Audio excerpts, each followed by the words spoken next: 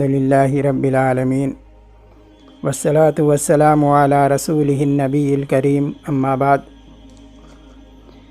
آج کے اس درس میں وقت کے متعلق کچھ باتیں عرض کرنا چاہوں گا، چونکہ وقت اور حالات یہ ایسی چیزیں ہیں جو یکساں نہیں رہتے بلکہ ایک دوسرے سے بدلتے رہتے ہیں، اور وقت کی پاسداری کرنا، وقت کو صحیح استعمال کرنا،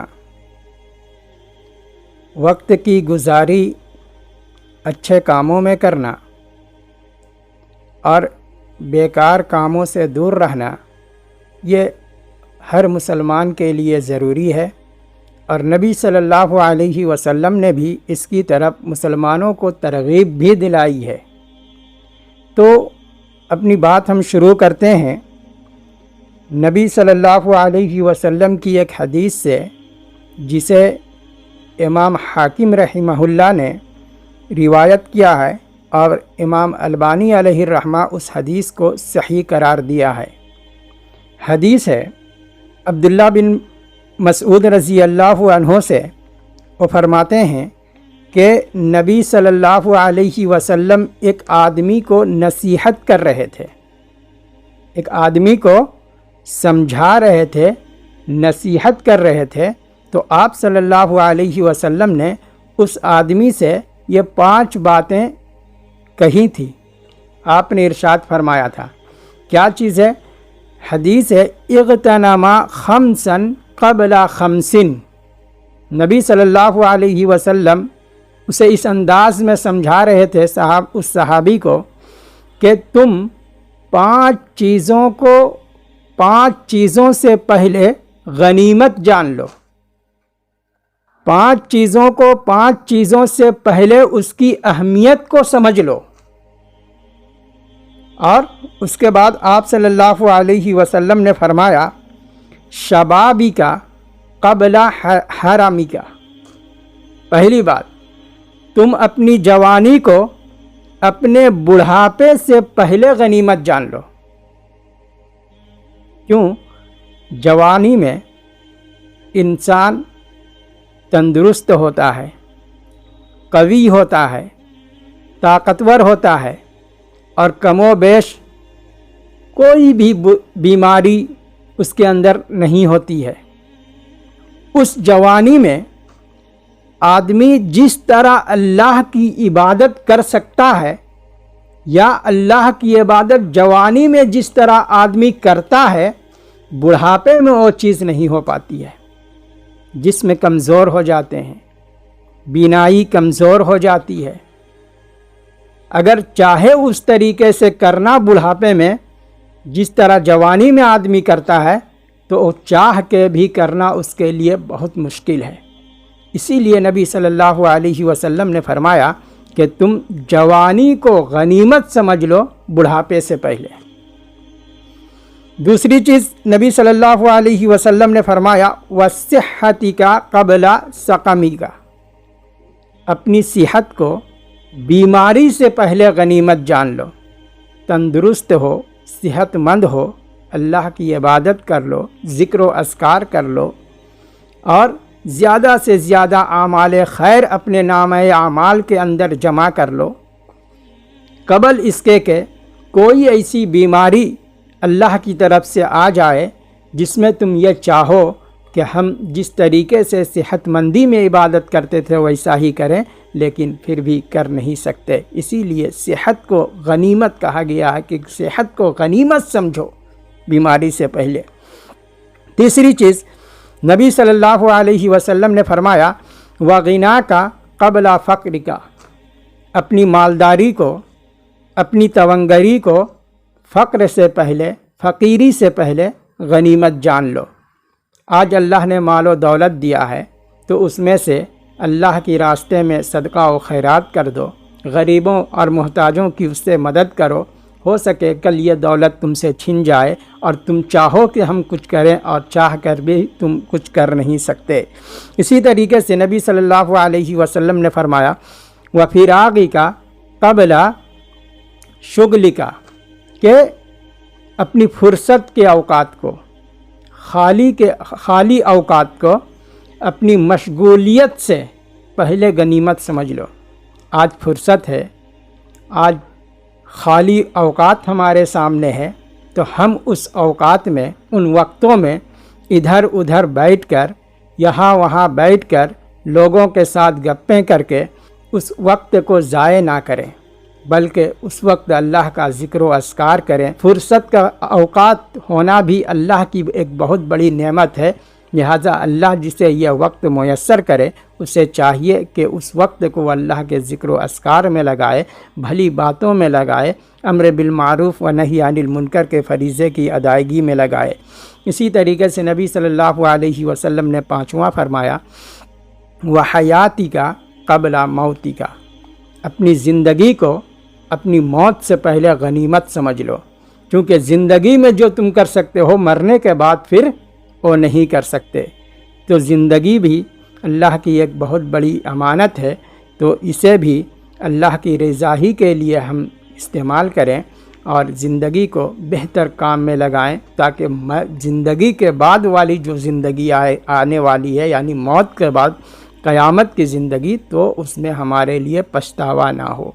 ये एक हदीस थी, नबी सल्लल्लाहु अलैहि वसल्लम ने बयान फरमाया। बहुत सारी नसीहतें आप सल्लल्लाहु अलैहि वसल्लम की इस हदीस में है।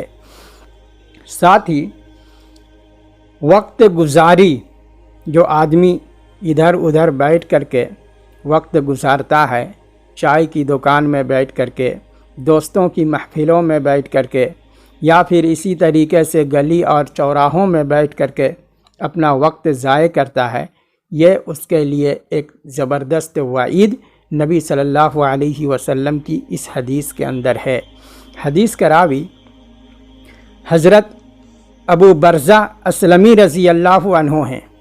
वो फरमाते हैं कि नबी सल्लल्लाहु अलैहि वसल्लम ने फरमाया, ला तज़ूलु क़दमा अब्दिन यौमल क़ियामति हत्ता युसअलु अन उम्रिही फ़ीमा अफ़नाह व अन जिस्मिही फ़ीमा अबलाह व अन इल्मिही माज़ा अमिला व अन मालिही मिन ऐना इक्तसबा व ऐना अनफ़क़ा। रवाहु तिरमिज़ी। यह हदीस तिरमिज़ी शरीफ की है। रावी हदीस हज़रत अबू बरज़ा अस्लमी रज़ी अल्लाहु अन्हु हैं। वो फरमाते हैं, ला तज़ूलु क़दमा अब्दिन यौमल क़ियामा, किसी भी आदमी का कदम, गौर तलब हदीस है यह, किसी भी इंसान का, अब्द, किसी भी आदमी का कदम अल्लाह के हुजूर हिलाने की इजाज़त नहीं होगी। अल्लाह के सामने से हिल नहीं सकता है, यहाँ तक कि वो इन चार बातों का जवाब अल्लाह को दे दे।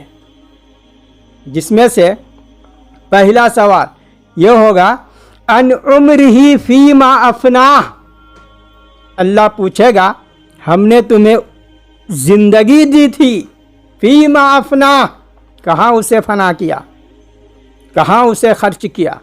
ज़िंदगी के एक एक लम्हात, एक एक सेकंड का हिसाब अल्लाह रब्बुल आलमीन लेगा, और बंदा जब तक उसका जवाब अल्लाह के सामने ना दे दे, उसका कदम भी हिलाने की उसके सामने से इजाज़त नहीं होगी। आज इस हदीस को देखिए, आज आदमी से पूछा जाए, दो चार बैठे हुए हैं चाय की दुकानों पे, गली मोहल्ले के चौराहों पे, और बातें गपशप चल रही हैं, पूछे क्या कर रहे हैं जनाब, तो जवाब मिलता है कि टाइम पास कर रहे हैं, टाइम पास कर रहे हैं, वक्त गुजारी कर रहे हैं। सुनो, अल्लाह ताला ने तुम्हें वक्त गुजारी के लिए दुनिया में नहीं भेजा है, टाइम पास करने के लिए तुम्हें दुनिया में नहीं भेजा है, बल्कि दुनिया में जो भी तुम करते हो, एक एक सेकंड का, जितना भी ज़िंदगी अल्लाह ने दिया है, एक एक सेकंड, एक एक लम्हा का हिसाब अल्लाह रब्बुल आलमीन के सामने खड़ा होकर के तुम्हें देना है। अल्लाह पूछेगा, अन उम्र ही, हमने तुम्हें 60 साल 70 سال 80 سال 100 سال کی عمر دیا تھا، بتاؤ کہاں گزارے، کیسے گزارے؟ اللہ کے ذکر و اذکار میں گزارے، اللہ کی عبادات و ریاضات میں گزارے، یا پھر چوک چوراہے پہ بیٹھ کر لوگوں کی شکوے شکایت کر کے چگل خوری کر کے گزارے؟ کیسے گزارے؟ اللہ رب العالمین پوچھے گا، اور جب تک بندہ اس کا جواب نہ دے لے اس کا قدم اللہ کے دربار سے اسے ہلانے کی اجازت بھی نہیں ہوگی۔ یہ حدیث کا ایک ٹکڑا تھا۔ دوسری چیز جو ہے، امام رازی رحمہ اللہ یہ کہتے ہیں، اللہ رب العالمین نے قرآن مجید سورہ عصر، قرآن مجید میں ایک سورہ ہے سورہ عصر، بہت اہم سورہ ہے۔ اس کی اہمیت کا اندازہ اس بات سے لگایا جا سکتا ہے کہ امام شافعی علیہ الرحمہ اس سورت کے بارے میں کہتے ہیں کہ اگر اللہ قرآن نازل نہیں کرتا، اللہ قرآن نازل نہیں کرتا، صرف یہ سورت نازل کر دیتا تو اللہ کی حجت کے لیے یہ کافی تھا۔ سورہ عصر اتنی چھوٹی سی سورہ ہے جس میں اللہ رب العالمین نے زمانے کی قسم کھائی ہے۔ والعصر، قسم ہے زمانے کی۔ ظاہر بات ہے زمانہ کیا ہے؟ رات اور دن، وقت گزرنا، رات اور دن کا آنا جانا، یہی سے تو زمانہ ہے۔ ایک دن انسان سے، ایک دن کیا، ایک سیکنڈ بھی اگر ایک انسان کے پاس سے گزرا تو اس کی زندگی ایک سیکنڈ کم گئی اور وہ اپنے موت سے ایک سیکنڈ آگے ہو گیا۔ یہی زمانہ ہے۔ تو اللہ رب العالمین نے جو کہا والعصر، قسم ہے زمانے کی۔ امام رازی علیہ الرحمہ کہتے ہیں کہ اللہ رب العالمین نے زمانے کی قسم جو یہاں پہ کھائی ہے، اس کی حقیقت مجھے سمجھ میں نہیں آتا تھا کہ کیوں اللہ رب العالمین زمانے کی قسم کھائی ہے۔ امام رازی علیہ الرحمہ کی بات ہے۔ اس کے بعد کہتے ہیں، ایک دن میں بغداد کے بازار میں گھوم رہا تھا، بغداد کے بازار میں تھا، تو مجھے دور سے ایک آواز سنائی دی۔ کوئی آنے والا ایک آواز لگا رہا تھا کہ لوگوں مجھ سے وقت خریدو، میں وقت بیچ رہا ہوں، مجھ سے وقت خریدو، میں وقت بیچ رہا ہوں۔ امام رازی علیہ الرحمہ کہتے ہیں کہ آنے دو اس بیوقوف کو، دیکھتا ہوں کون وقت بیچ رہا ہے۔ جب وہ آدمی دور سے چلتے ہوئے سامنے آیا تو امام رازی علیہ الرحمہ انہیں دیکھتے ہیں کہ وہ آدمی برف بیچ رہا تھا، برف بیچ رہا تھا، اور یہ کہہ رہا تھا کہ لوگوں مجھ سے جلدی خرید لو، جیسے جیسے وقت گزرتا جا رہا ہے ویسے ویسے برف پگھلتا جا رہا ہے، وقت گزر جائے گا جس طرح اسی طریقے سے برف بھی پورا پگھل جائے گا۔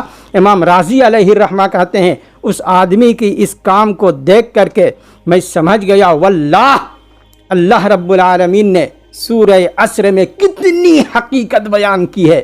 اس دن مجھے سورہ عصر کی تفسیر سمجھ میں آئی کہ انسان کی زندگی بھی وقت گزاری کے ساتھ پگھل رہی ہے، اور ایک وقت ایسا آئے گا کہ اگر اپنی زندگی میں انسان اس سے فائدہ نہ اٹھا لے تو ایک وقت آئے گا کہ اس کی زندگی بھی پگھل کے رہ جائے گی اور اس کی زندگی ختم ہو جائے گی، وہ آدمی اس دنیا سے چلا جائے گا۔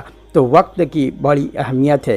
وقت کو ہم کہاں گزاریں، کس طرح گزاریں، اس کو بھی ایک یہ کر لیں کہ خالی اوقات جو ہوتے ہیں، فرصت کے اوقات، اس میں زیادہ سے زیادہ اللہ کے قرآن کی تلاوت کریں، ذکر و اذکار کریں، اور ساتھ ہی ساتھ بھلائی اچھائی کے کاموں میں لگائیں۔ ایک حدیث ہے حضرت عقبہ بن عامر رضی اللہ عنہ سے۔ عقبہ بن عامر رضی اللہ عنہ فرماتے ہیں کہ نبی صلی اللہ علیہ وسلم نے مجھے 3 باتوں کی نصیحت کی۔ کتنی؟ 3 باتوں کی نصیحت کی۔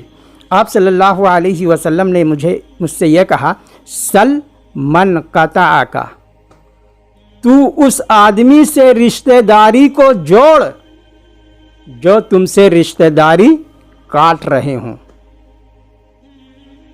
وابکی علی خطیئتک، اور اپنے گناہوں کے اوپر رو، اپنے گناہوں پر رو۔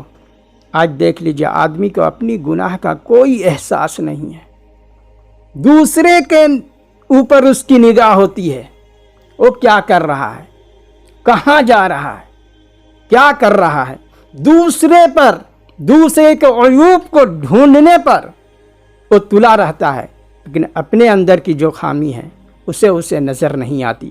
نبی صلی اللہ علیہ وسلم نے حضرت عقبہ بن عامر رضی اللہ عنہ سے کہا کہ وَبْكِي عَلَىٰ خَطِيئَتِكَ، تم اپنے گناہوں پر آنسو بہاؤ، اپنے گناہوں پر رو۔ تنہائی کے اوقات میں، فرصت کے اوقات میں انسان کو اپنی گناہ کو یاد کرنا اور آنسو بہانا اور اللہ سے اس گناہ کے لیے مغفرت طلب کرنا، یہ ضروری امر ہے۔